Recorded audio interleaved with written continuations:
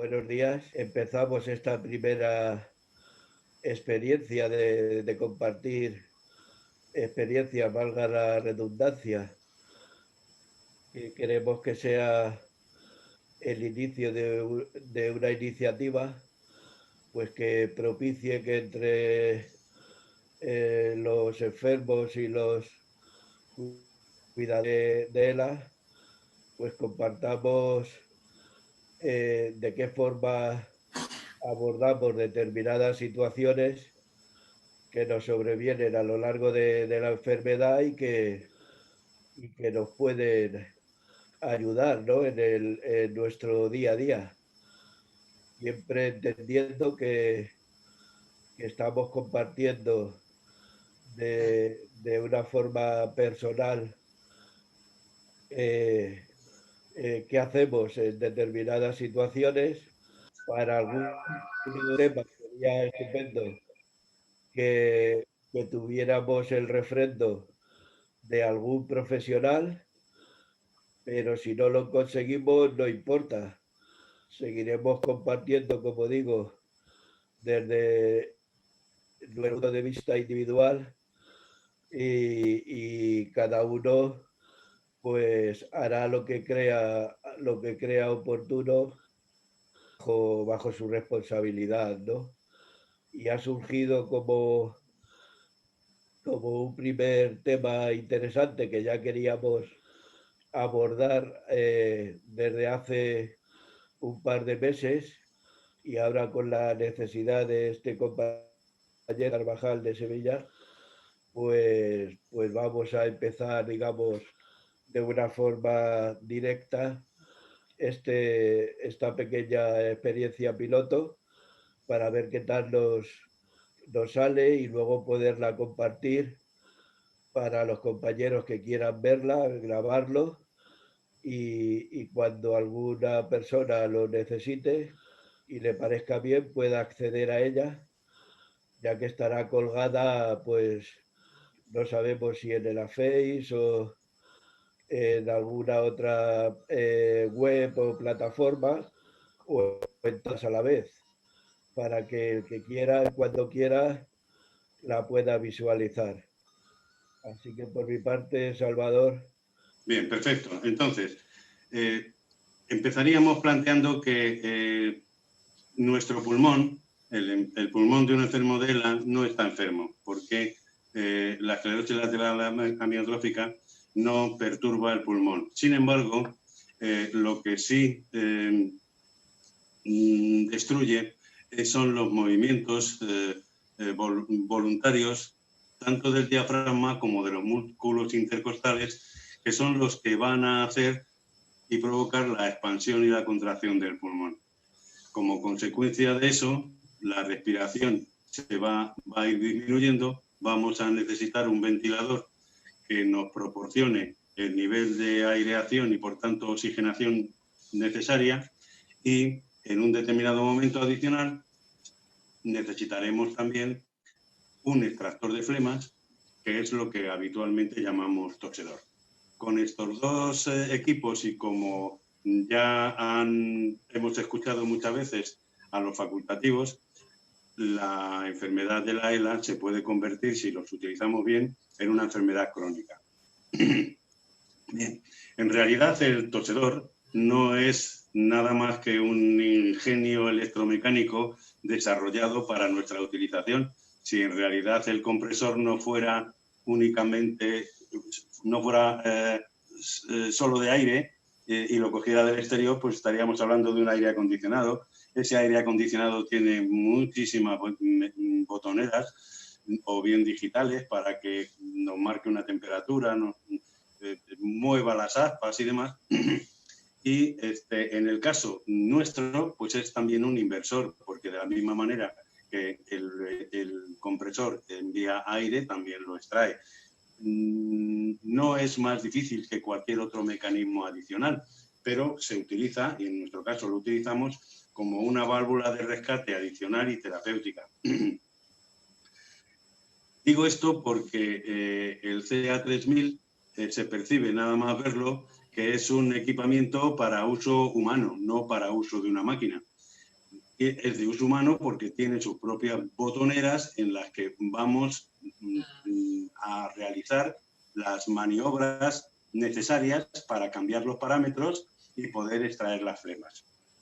Es como si fuera un coche, pero es un coche que tiene el volante, tiene el embrague, tiene freno, y bueno, en realidad es bastante menos complejo que el volante, porque este es un aparato mucho más sencillo.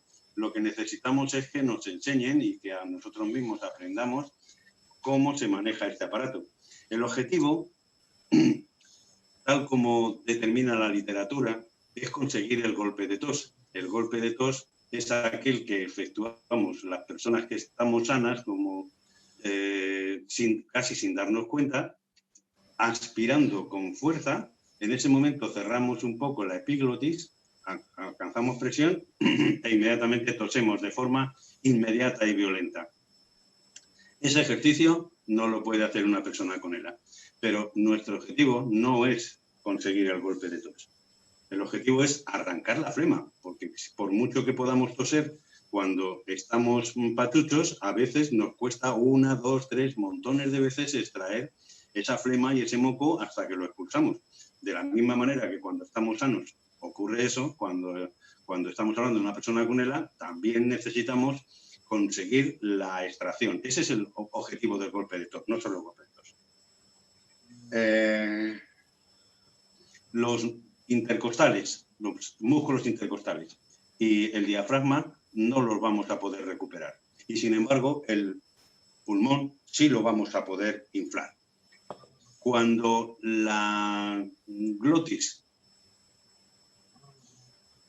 no funciona adecuadamente y se convierte en una especie de barrera y de aduana para el paso del aire, en ese momento necesitamos la utilización del tosedor.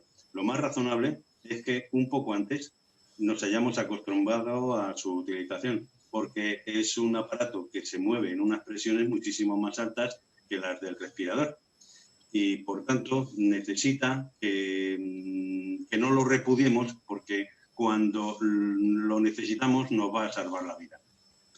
Si puedes ahora, Enrique, pones el cuadro de volúmenes para que nos hagamos una idea de cómo es el pulmón.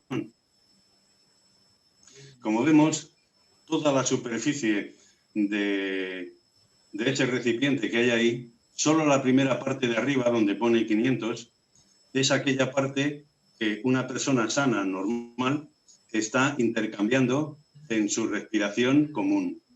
De tal manera que con ese nivel de 500 mililitros oxigenamos todo el cuerpo, porque todo el pulmón, porque se va a repartir por toda la zona de los alvéolos. Ahora bien, si quisiéramos conseguir una aspiración brutal, lo máximo que podíamos conseguir, nos vamos a la línea verde que está en la derecha y vemos que la inspiración máxima estaría en el entorno de unos 3 litros, 3.000 mililitros. Una vez que hemos conseguido esos 3.000 mililitros de inspiración, vamos a intentar forzarlos y expulsarlos con el golpe de tos y solo vamos a poder expulsar aproximadamente 1.200, siempre más los 500 que estamos moviendo de forma permanente.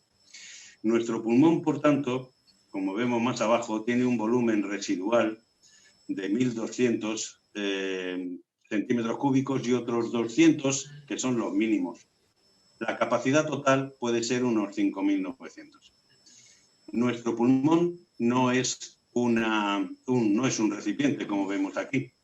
Es un producto que puede comprimirse y puede cambiar su forma si aplicamos una presión superior a la que se nos deba aconsejar. Tal vez por esto, evidentemente, los facultativos cuentan con esa duda respecto a qué nivel de utilización más o menos adecuado o inadecuado podemos hacer con él. Pero si veis en este ejemplo, el límite de lo que podemos extraer del pulmón es impresionante. Bien, con esto ya un poco terminamos y seguimos adelante. Y nos vamos, si te parece, a la imagen del CA3000. Aquí vemos el equipo, el CA3000 de Respitronics, que es el que, al menos en nuestra casa, hemos tenido hasta el año 15 o 16. En la parte de arriba a la izquierda tenemos la configuración de un botón que nos permite ponerlo en manual o automático. El manual se va a manejar con la botonera que hay en el centro. Puedes pincharla, Enrique, con esta botonera de aquí, dando a la derecha y a la izquierda de acuerdo con los parámetros que hayamos elegido. Cuando uno utiliza esta versión en manual, evidentemente solo puede estar trabajando con el enfermo con una sola mano, porque con la otra le tiene que poner la mascarilla. También puede ocurrir que el enfermo pueda aguantarse la mascarilla en la boca, pero a veces eso no es posible. Bien, esta versión de utilización manual en este equipo es muy importante para hacer una serie de golpes inmediatos para movilizar la flema. En el equipo E70 ya tiene una fase de vibración y de cambio de caudal, de tal manera que esto no es necesario. Pero en este equipo, poniéndolo en manual, vamos indistintamente derecha, izquierda, la presión que hayamos dicho que debe ser pequeña, por ejemplo, a 20 o 25, no intervienen los segundos porque lo movemos con la mano y vamos movilizando la flema, porque otra forma no tenemos, no existía en este momento la vibración. Posteriormente ahora nos vamos al primer botón de la izquierda que determina el número de segundos. Aquí se ve más o menos en posición horizontal que la inhalación está en el número 2. Estas numeraciones no corresponden fielmente con los segundos reales. Y por otro lado se pueden modificar en intervalos de tal manera que podemos medir en qué periodo podemos manejar la inspiración, cuánto va a ser el botón de abajo de la expiración y finalmente cuánto es la pausa. Como normalmente solemos tener una frecuencia de unas 12 inspiraciones y respiraciones por minuto, pues la suma de esas 12 dividido entre 60 segundos por minuto serían aproximadamente 5, pues parece razonable pensar que entre todos ellos deban ser aproximadamente unos 5 segundos, que es lo que requiere una mayor comodidad. Esto en el caso de que la extracción de flemas se esté realizando de forma regular, adecuada y no haya ninguna flema rebelde que nos impida el trabajo. A partir de aquí nos vamos al botón de abajo en el centro. Este botón es el que va a mandar la presión. Y como veis, está regulado por esa flecha que determina cuánto es más y cuánto es menos. Aquí no existe la posibilidad de diferenciar la presión de entrada y la presión de salida del aire. Van a ser las dos iguales y luego se van a hacer algunas otras modificaciones con el resto de las botoneras. ¿Cómo sabemos a qué presión está? Pues si lo pones un poquito más en el centro, Enrique, veremos que vamos a tener un dial y con el dial, y tal como está aquí en ese momento, esta botonera, nos viene a decir que esto está en posición de 40, en 40 mililitros de agua de presión. Esta presión en este equipo, tal vez en todos, pero sobre todo en este, no es muy segura, porque basta con que te fugue un poquito la mascarilla, que en ese momento haya retenido un poco de aire el paciente y tal y cual, y entonces la oscilación es grande. ¿Durante cuánto tiempo está esta aguja en 40? 1 milisegundos. O sea, si estás mirando, lo ves, y si no estás mirando porque tienes que mirar al paciente, tú no estás viendo la presión. Intento con esto deciros que la ventaja que tiene el equipo actual frente a este es grandiosa. Sin embargo, el equipo actual ya sabéis que tiene una desventaja terrible, y es que no podemos modificar los parámetros porque nos los dan bloqueados. Bien. El siguiente botón que nos puede interesar es el que está un poquito a la derecha, que es el del caudal, ¿no? Este botón lo que va a hacer, si le giramos a la izquierda, es que va a reducir un poco o un poquito más el caudal de la aspiración. Eso significa que al reducir un poquito la aspiración, la expiración va a ser un poco mayor. Os dais cuenta que se está intentando modular la presión, que en el botón central, que es el más importante, es la misma. De tal manera que aquí solo tenemos dos opciones. Este botón solo tiene dos posiciones, derecha e izquierda. Está colocado en la izquierda para reducir el canal de tal manera que la salida sea más potente. Bien, y finalmente tenemos el botón superior arriba a la derecha, ese, bien, que este es el que va a determinar la variación de la presión de inhalación. Es decir, va a hacer que la presión de inhalación sea menor que la de salida. Y lo va a hacer entre un 50% y un 100%. Pero eso, fijaros que en el dial no se ve y y tal como está en esta imagen, está prácticamente al 100%. Está un poquito a la derecha, Enrique, no sé si lo podías girar un poco para que se viera el botón. No está al 100%. Pero tampoco sabemos, con este equipo, no sabemos si está al 50, al 60 o al 70. No lo sabemos. Y sin embargo lo podemos manejar. Este equipo, por tanto, está preparado para la extracción de la flema e ir jugando con el movimiento de la máquina, como si fuéramos conduciendo, cambiamos de marcha, subimos en tercera una cuesta, reducimos porque nos llega una curva muy grande y así sucesivamente. O bien, si no tenemos ninguna dificultad y las flemas no son rebeldes, pues vamos por la autovía conduciendo de forma natural. Es importante que nos demos cuenta cómo son las botoneras. Nosotros podemos mover el botón de aspiración, el de arriba a la izquierda, en 2 segundos, en otros 2 segundos la salida y en 1,5 o prácticamente 1 el descanso. No se puede conseguir un golpe de tos en 2 segundos, porque si tardamos 2 segundos en extraer las flemas, la explosividad la hemos eliminado. Tiene que ser mucho más fuerte, con lo cual este factor lo tenemos que conocer. Podemos poner presión máxima al pulmón. Sabemos que este llega hasta 70, por ejemplo, le podemos poner a 60. Si ponemos la presión máxima a 60 y ponemos la presión de extracción también a 60, simplemente estamos inflando y desinflando el pulmón, pero no conseguimos ninguna extracción. Tal vez lo que conseguimos es que las flemas se vayan moviendo hacia el centro del árbol bronquial, pero no las vamos a sacar.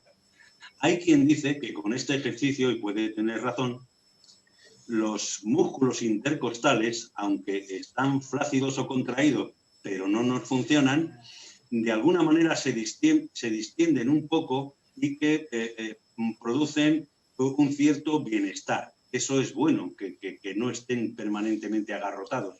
Pero con esto no los recuperamos porque nuestros nervios voluntarios nunca van a llegar a ellos. Bien, de la misma manera que podemos decir que podemos poner a 60 de inspiración y a 60 de salida, vamos a hablar de entrada y salida para que nos sea más fácil a nosotros. Si ponemos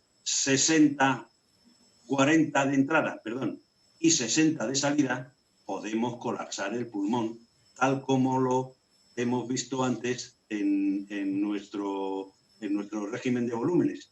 Esto, digamos, que sería una barbaridad. Bien. ¿Cuál sería el movimiento que tenemos que hacer? Y sigo pensando en el vehículo. Normalmente, cuando vamos conduciendo en carretera y vamos a gran velocidad, no pasamos de la marcha más larga de pronto a tercera y muchísimo menos a segunda, sino que vamos reduciendo de forma progresiva. Pues en este caso vamos a imaginarnos que una potencia suficiente sería el 40 menos 40. Si estamos en una potencia suficiente de 40 menos 40 y en 2 segundos, tal como está la imagen, extraemos algo de flema, pues eso significa que está muy líquida, no es sospechosa de estar pegajosa y asquerosa. El enfermo tiene en el pulsioxímetro unos datos adecuados superiores al 91, 92, 93, por ahí anda, ¿no? Y todo está bien. Pero ¿qué ocurre si en estas condiciones no obtenemos la flema? Pues entonces lo lógico sería inicialmente bajar el tiempo de extracción provocando un mayor golpe de tos. Bajaríamos la salida que está en este momento en 2, la bajaríamos un poco a 1,5, ¿no? Y esto lo comentamos con el enfermo y decimos, voy a bajar un poquito, no sé qué, este golpe va a ser distinto, ¿no? Y entonces lo hacemos 1, 2 y 3 y volvemos a ensayar a ver qué está ocurriendo, porque en el tubo vamos a ver si se extrae la flema o no. Si eso no es así y hemos empezado con ese golpe de tos, pues ahora resulta que nos tenemos que cambiar de marcha. Y entonces vamos a aumentar un poco la presión, botón central abajo, en el medio, y la vamos a poner a 45. Daros cuenta que con este equipo, conseguir que al mover un poquito el botón lo pongas a 45 o a otra cosa es prácticamente impensable. Pero bueno, le das un pelín más, ¿no? Y al darle un pelín más, aumentas un poquito el de arriba a la derecha. ¿Me vais siguiendo? Sí. ¿Sí? Y vamos a conseguir un mayor diferencial. Imaginaros que hemos conseguido, por ejemplo, 40 de entrada y 45 de salida. Ya no estamos a 40 menos 40, ¿no? Y, por tanto, como lo estábamos antes a 1,5 segundos, pues ahora volvemos otra vez a los 2 segundos, ¿eh? Y ensayamos. Y ensayamos con esos 2 segundos y nos va bien. Y ya está, porque hemos aumentado la presión. Que no nos va bien, tenemos que reducir el tiempo de salida, ¿eh?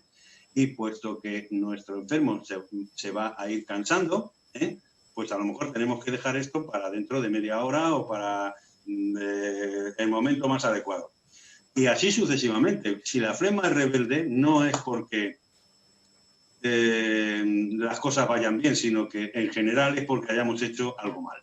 Ayer nos fuimos de visita, no utilizamos el tosedor por la noche, el tema se nos ha acumulado, estuvimos en un sitio donde había polvo, pasamos frío, hubo un constipado, medio constipado adicional, había constipado de nariz, generamos más moco y claro, si eso no lo sacamos de forma inmediata, al día siguiente se van a ir acumulando y la tendencia que tienen las flemas es a convertirse en más pegajosas e incluso sólidas, ¿no? Puede llegar un momento en que, por ejemplo, en caso de Araceli lo tenemos, no este equipo, porque ya nos dieron otro, a 45 menos 55, ya el diferencial de 10 es algo grande.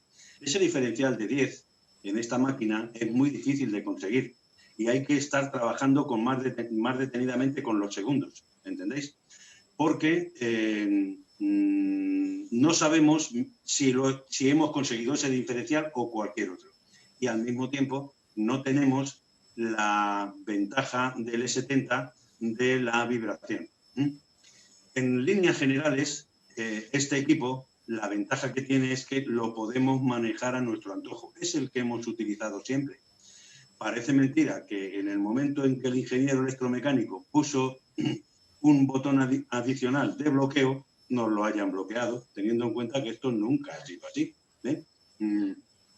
No sé si me estoy dejando algo importante en el tintero, pero esto que he dicho podría ser suficiente, y no sé si hemos intervenido más de 15 o 20 minutos, para que cualquier cuidador lo sepa utilizar. Hay que tener en cuenta una cosa, que si el paciente no puede hablar, hay que tener un modelo de comunicación válido. Yo recuerdo que nosotros teníamos, si abría mucho los ojos, es que estaba siendo demasiado fuerte. Hay una cosa que se me ha olvidado. El nuevo equipo E70 empieza a coger el aire con la mascarilla cuando percibe que el paciente empieza a tomar aire. Este equipo no. Este equipo va a piñón fijo. Si pones la mascarilla en el momento en que y vas a meter aire en el momento en que el paciente lo está sacando, ¡pah!, un cisco, porque le provocas una angustia terrible.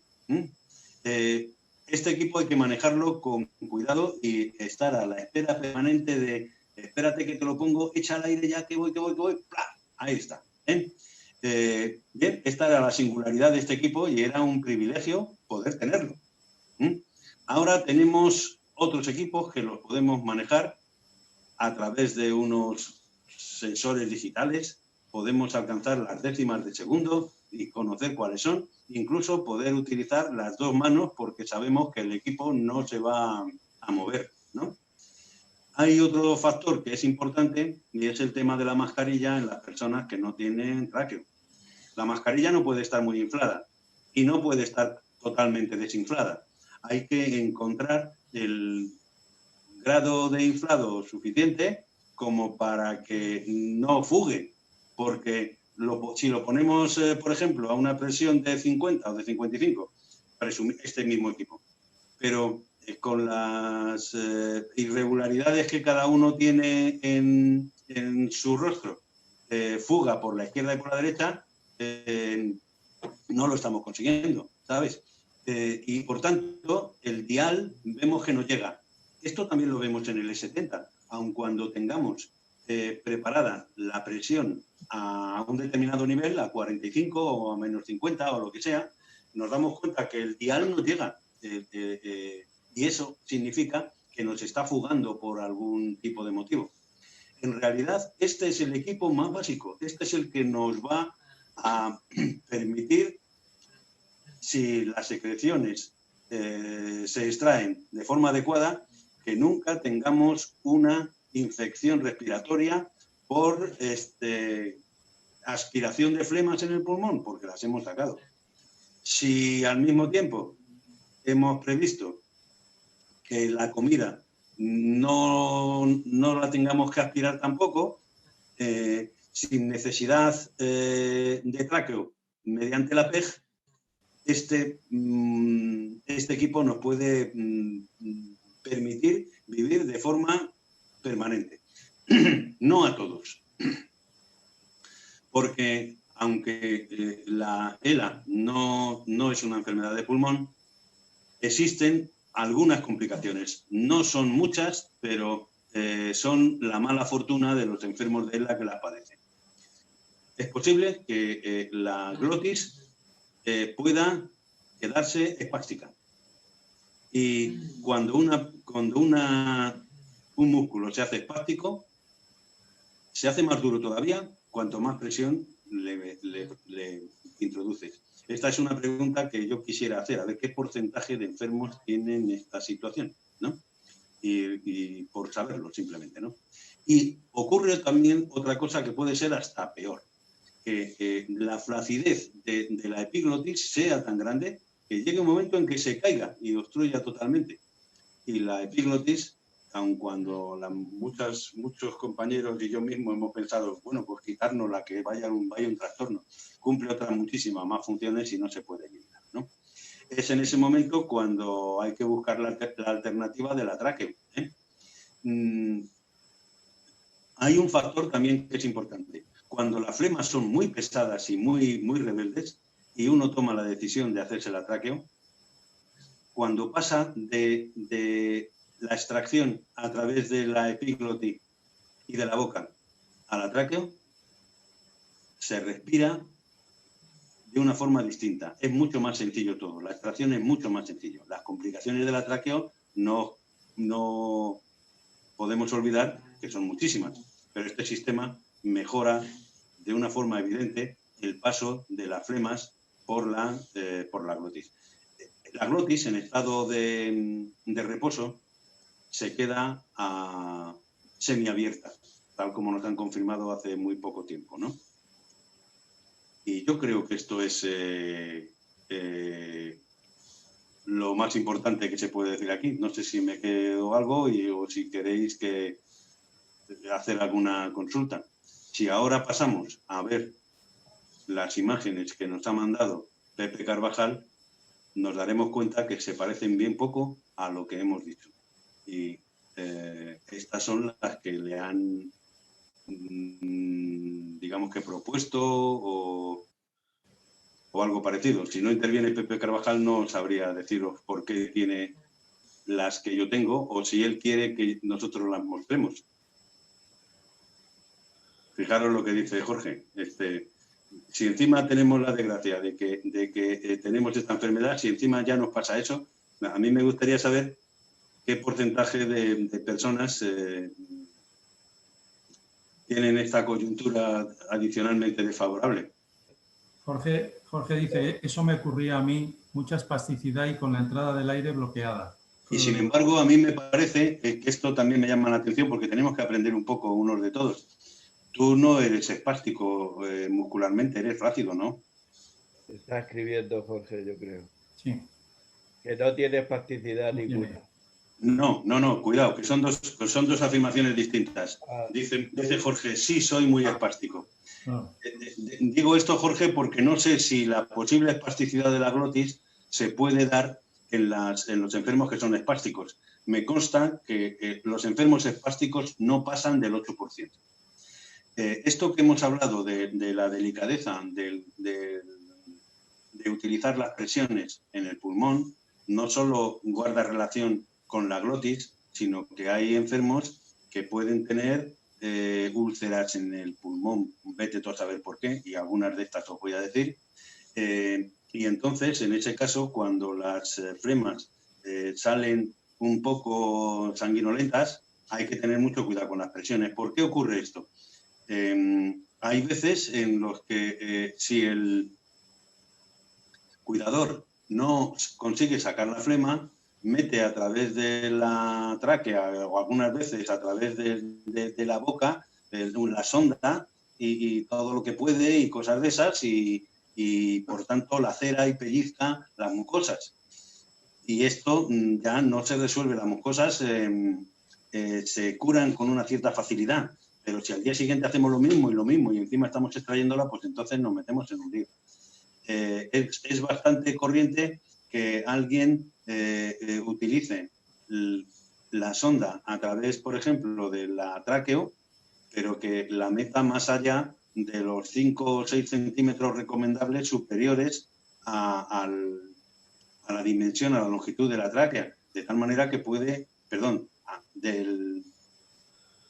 a la longitud de la cánula, de tal manera que se puede llegar a doblar y dar en las paredes.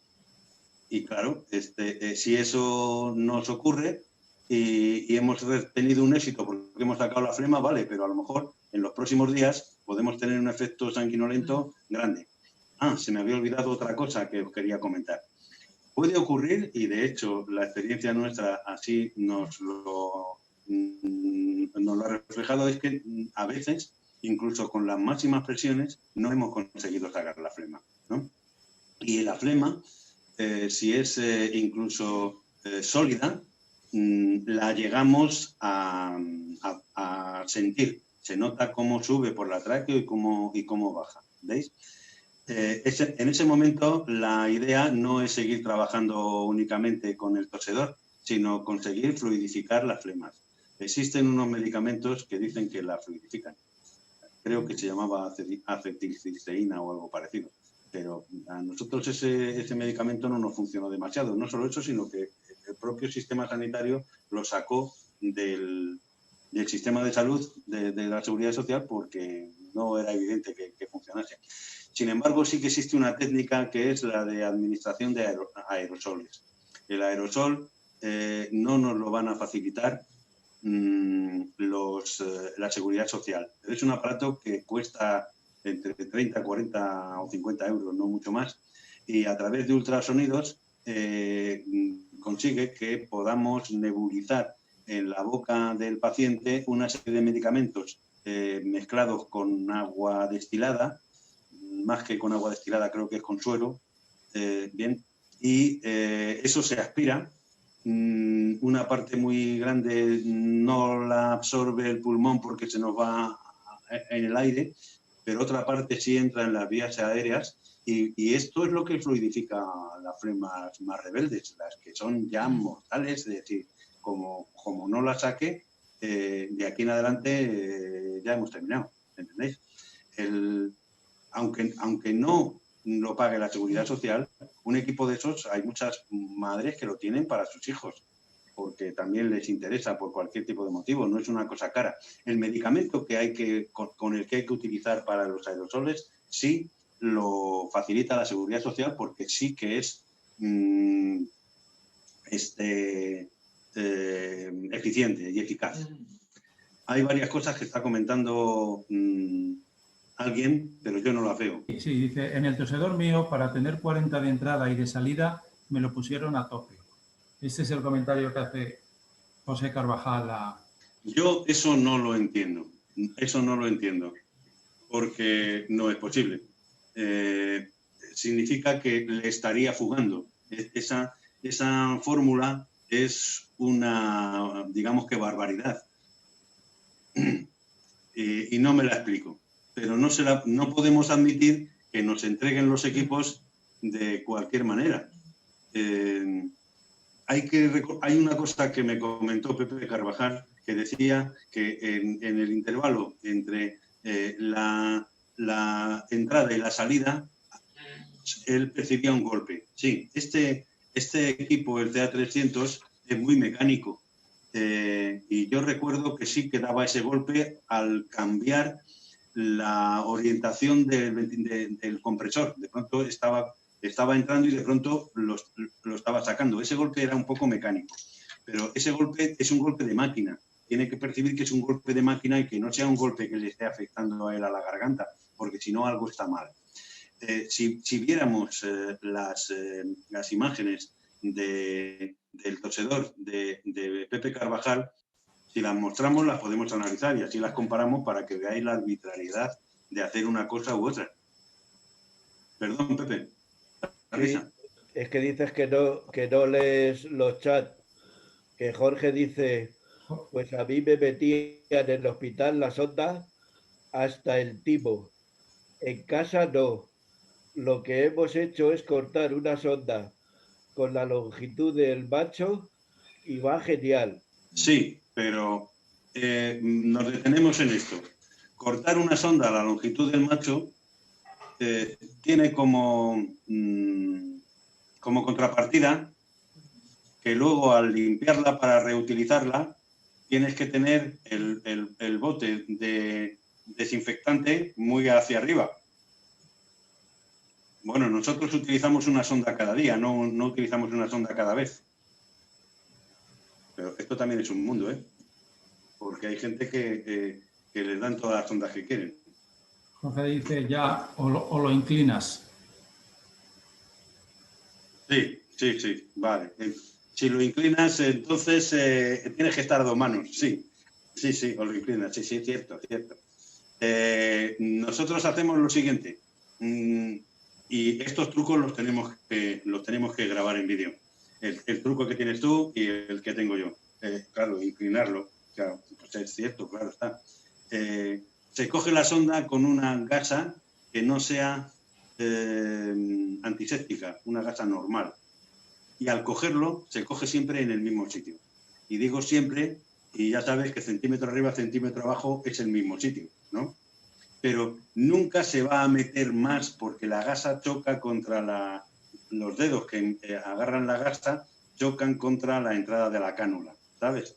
Y no lo hacemos justo, sino un pelín más. Yo creo que es unos 3 centímetros más, para que la sonda pueda girar un poco más.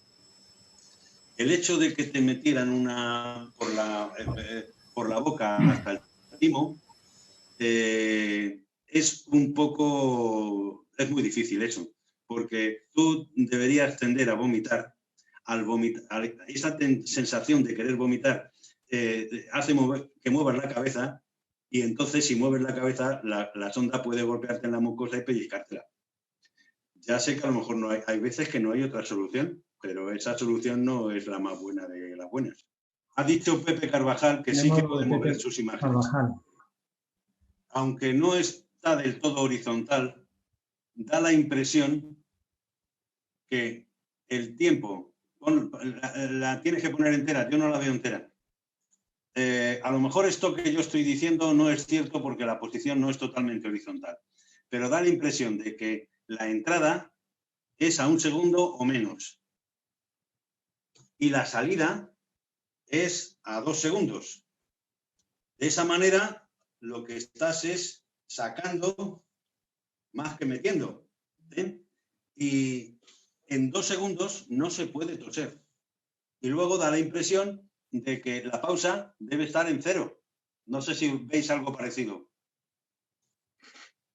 Sí, está claro que aquí se ve la pausa en 0. Más o menos en 0. Entonces, el que esté soportando esto sin tiempo de descanso, pues la verdad es que es un dolor. A lo mejor por este motivo, con la pausa a 0 pega el golpetazo porque es que es absolutamente inmediato. No lo sé. Por otro lado, si vamos al botón de la derecha, también está a tope. No puede ser eso así con estos segundos a tope, que sería prácticamente 60 o 70, no 40. Metiendo en 1 segundo y sacando en 2 es una torpeza. No, va en contra de lo que hemos estado hablando. ¿Lo entendéis? Luego, si queréis, vamos al dial para que veas el dial. Hemos dicho que este dial tiene la aproximación de las fugas y de la colocación de la máscara, de la mascarilla. No es tan perfecto como el del E70. Y sin embargo, yo ante la posibilidad de tener un equipo antiguo como el CA3000 y abierto y poder mover las botoneras como yo quiera, lo prefiero a un E70 que lo tengo bloqueado. ¿Lo entendéis? Pon otra imagen a ver si se ve la parte de la derecha del equipo. Correcto. Aquí vemos que está en una posición de reducción de caudal. Perfecto. Y al mismo tiempo está en la máxima, o más o menos se acerca a la máxima, de la reducción de la inhalación. Es decir, la presión de la inhalación, que ya es máxima, encima la reduce a la mitad, con lo cual aumenta de una manera exorbitante la presión de salida y además en un tiempo muy grande. No le da tiempo a entrar y ya la está sacando. Esto va en contra de toda la lógica que hemos hablado. Es como si estuviéramos en una autopista y hubiéramos metido tercera y que quisiéramos ir a 4.000 revoluciones. No sé si me explico. Estoy partiendo de la base de que el equipo no está mal, de que el equipo, si le tapamos por completo, nos va a dar una presión prácticamente de 60 o 70. Y si no, el equipo está mal. Es decir, la regulación del E70, como es, no sé si decir digital o lo que sea, implica que tenemos una tranquilidad tremenda. Fijaros que este equipo, tal como está ahora mismo, viene de pronto una persona a limpiarlo porque está un poco sucio, le mueve la botonera y cuando quieras aplicarlo estás perdido. Este mismo equipo, pon otra imagen. Salvador, si hubierais visto el que yo tenía... Salvador, dice José Carvajal, dice Pepe, por lo que dices, deberé de poner en 2 entrada y salida y la pausa debe estar en 1. Hace la pregunta. Sí, por ejemplo, sí, de esa manera no va a extraer mucho. De esa manera no va a extraer mucho, porque él para el golpe de tos, como hemos dicho, tiene que ser sacar más que meter y sacar de una forma violenta, ¿sabes? Entonces, tiene que poner esos segundos en 2 y en lugar de 2, un poquito menos de 2 en la salida, no tan fuerte la presión, porque la presión aquí está al máximo, esto parece increíble, y el botón de reducción de presión, que es el que está arriba a la derecha, le tiene que poner un poquito más bajo, más en el medio, no tanto. Y así, lo que estamos hablando es que empezamos a escuchar el rugido del motor, cómo vamos. Que tienes flemas, las tienes que extraer, pero no empieces, no arranques el coche a 100, no tenemos por qué hacer eso. No sé si me explico con claridad. Os quería decir antes que yo al lado de estos botones son negros y tienen una cosa blanca, que es el sitio donde apunta más o menos, ¿no? Bueno, pues en la propia carátula de la máquina yo apuntaba, y lo he dicho en más de una ocasión, con rotuladores negros, rojos y verdes, los puntos en los que iba poniendo las presiones máximas que colocaba y con las cuales obtenía éxito, ¿sabes? Para intentar, si es necesario, nunca pasarme de esos segundos o de esas presiones o de esas disminuciones de caudal. Porque esto es así de simplón, no es más. Y creo que es muy ilustrativo lo que estamos haciendo, porque luego, esto en el E70 es igual, lo que pasa es que digitalmente los controlas. Basta con que lo tengas abierto y ya está. Bueno, yo creo que esto ya está medio terminado, salvo que alguien diga alguna cosa más. ¿Y alguna otra pregunta?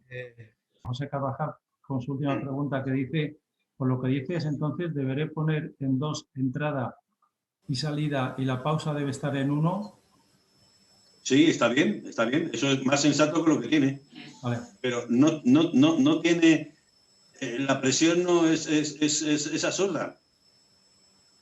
¿Qué te parece? Pues es que la presión que tiene es para alcanzar los 60. Yo la veo al máximo. Entonces, ¿cómo lo pondrías? Pues vamos a ver. Vuelvo a repetir. Todo lo que he dicho es un curso de permiso de conducir. Él puede poner la presión a 60 y ya está. Para lo cual, los 2 botones de la derecha arriba deben estar en el centro. No quite nada. Infla 60, desinfla 60. La máxima presión y la máxima presión de entrada y de salida no perjudican al pulmón, salvo que tenga alguna enfermedad el interior. Cuando estamos haciendo los juegos de extracción de flemas, ya no podemos trabajar con las mismas presiones. Tenemos que provocar el golpe de tos. ¿Bien? Para lo cual no podemos empezar con el máximo en presión, porque en este equipo es la misma, ¿no? Yo pondría un poquito más de la mitad.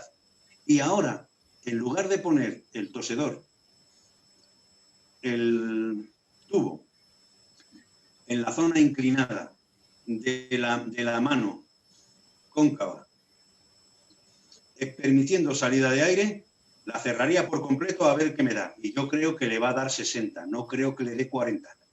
Le va a dar 60. ¿Entendéis lo que os digo?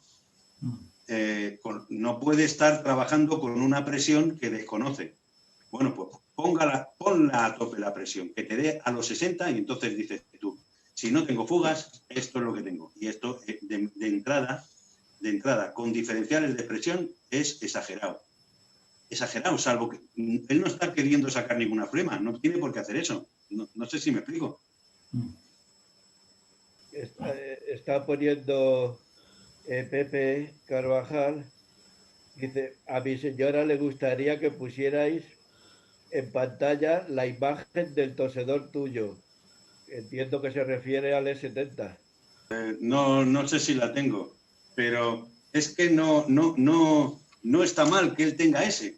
Es que si le dan un E70 se lo van a dar bloqueado.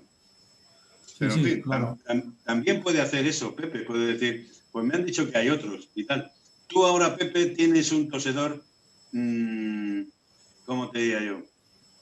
Tienes un barco de vela y tú puedes ir con tu barco de vela a donde quieras y no llevas motor, ¿sabes? El siguiente, sí llevas motor, pero bueno, pero tú lo manejas todo. El siguiente que te van a dar, te lo van a dar bloqueado y no lo vas a manejar. ¿Y cuál es de los dos el mejor? Pues yo creo que aprendiendo a navegar con el de vela, primero aprende a navegar con este, y ya verás qué bien te vas a apañar, y luego cuando quieras que te traigan el otro. El otro tiene una ventaja que este no tiene, y que es increíble, y es que puedes variar la amplitud de la entrada y de la salida. Yo solo variaría la amplitud de la salida, de tal manera que te va a vibrar, va a hacer una vibración en abanico que va a extraer la flema pegajosa. Joder, eso no tiene precio, ¿sabes? Ya no es necesario aumentar tanto las presiones porque esa función es importante, es muy importante, muy importante. Bueno, a mí me gustaría que llegarais a la conclusión de que manejar el tosedor es facilito, ¿eh?